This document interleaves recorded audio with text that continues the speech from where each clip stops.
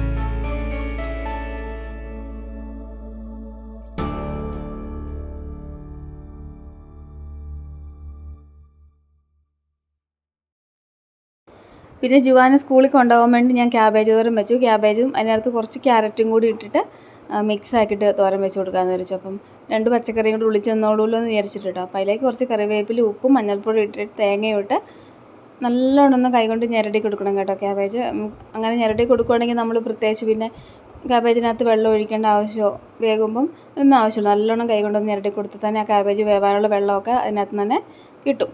കാരണം പച്ചക്കറി ഒത്തിരി വെള്ളം ഒഴിച്ച് വേവിക്കുന്നതിന് നല്ലത് വെള്ളം ഒഴിക്കാതെ വേവിക്കുന്നതല്ലേ. ഒരു ടേസ്റ്റ് കൂടുതലും ഒക്കെ അതിനാണെന്ന് എനിക്ക് ഫീൽ ചെയ്തേക്കുന്നത്. വെള്ളം ഒഴിക്കുമ്പോൾ എനിക്കങ്ങനെ തോരൻ കറി വലിയ ഇഷ്ടമില്ല. ഞാൻ മിക്കവാറും തന്നെ വെള്ളം ഒഴിക്കാതെ തന്നെ എല്ലാ കറികളും ഞാൻ വെക്കാം. തീയൊക്കെ കുറച്ച് വെച്ചിട്ട് അങ്ങനെ ഞാൻ മിക്കവാറും വെക്കാൻ ശ്രദ്ധിക്കും കേട്ടോ. അപ്പം കമ്പച്ചോരം വെക്കാൻ വേണ്ടി ഇപ്പം ഞാൻ ആരെയും പഠിപ്പിച്ച് തരേണ്ട ആവശ്യമൊന്നുമില്ല. ചീനച്ചട്ടി വെച്ച് എണ്ണ ഒഴിച്ച് എണ്ണ ചൂടായപ്പോൾ അതിലേക്ക് കടുകിട്ട് പൊട്ടിച്ചു. പിന്നെ നേരെ നമ്മൾ തയ്യാറാക്കി വെച്ചിരിക്കുന്ന ക്യാബേജും സവോളയും പച്ചമുളകും ഞാൻ ഇട്ടില്ല കേട്ടോ. കാരണം പച്ചമുളക് കൊച്ചിന് എരിവല്ലേ എന്ന് വിചാരിച്ചിട്ട് സ്കൂളിൽ കൊണ്ട് കൂട്ടേണ്ടതല്ലേ.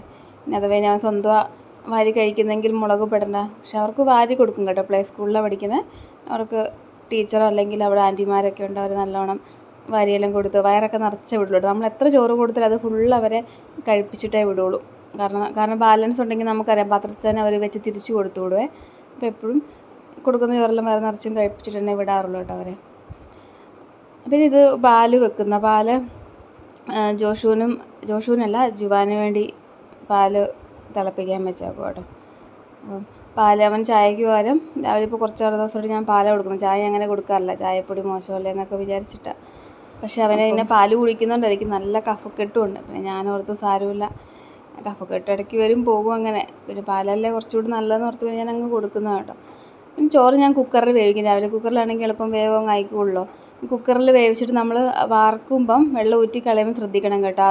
അതേ കഞ്ഞിവെള്ളത്തിൽ തന്നെ നമ്മൾ വെള്ളം ഊറ്റുവാണെങ്കിൽ ആ ചോറിനൊരു പശപശപ്പരിക്കും. അപ്പം ഞാൻ കുറച്ച് വേറെ പച്ചവെള്ളവും കൂടി ഒഴിച്ചിട്ട് നല്ലോണം ഒന്ന് ഇളക്കി കൊടുത്തിട്ട് കുക്കറിൻ്റെ അടുപ്പിൻ്റെ വാഷറങ്ങ് മാറ്റിയിട്ട് വാർത്തെടുക്കണം കേട്ടോ. അപ്പോൾ നല്ല മണിമണിയായിട്ട് നമുക്ക് ചോറ് കിട്ടുമേ.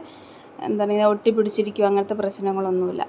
ഞാൻ നേരത്തെ കുക്കറിലാക്കുമ്പോൾ എനിക്ക് ഇഷ്ടമില്ല ഞാൻ ഒട്ടിപ്പിടിച്ചത്. പിന്നെ എനിക്ക് മനസ്സിലായി, ഞാൻ ഓരോ വീഡിയോസൊക്കെ കണ്ടപ്പോൾ എനിക്ക് മനസ്സിലായ സംഭവം വെള്ളമൊക്കെ വെച്ചൊന്ന് ഇളക്കി കൊടുക്കുകയാണെങ്കിൽ പശപശപ്പ് ഉണ്ടാവില്ല എന്ന് മനസ്സിലായി.